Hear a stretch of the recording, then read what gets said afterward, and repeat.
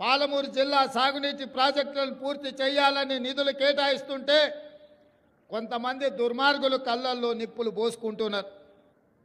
6-7 దశాబ్దాలైనా ఈ ప్రాంతం వెనుకబడ్డది, వలసల్ని ఆపాలని నేను చేస్తున్న ప్రయత్నాన్ని, ఈ అపర భగీరథ ప్రయత్నాన్ని అడ్డుకోవాలని ఆరోపణలు చేసి చిల్లర మల్లర రాజకీయాలకు తెర లేపాలని చూస్తున్నారు.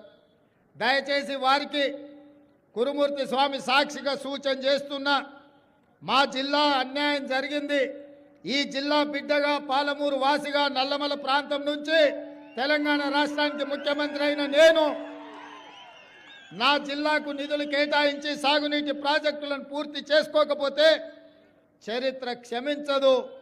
అందుకే దయచేసి మా జిల్లా అభివృద్ధిని అడ్డుకోకండి. నా మీద రాజకీయంగా కోపం ఉంటే ఇంకొక రకంగా మీ రాజకీయ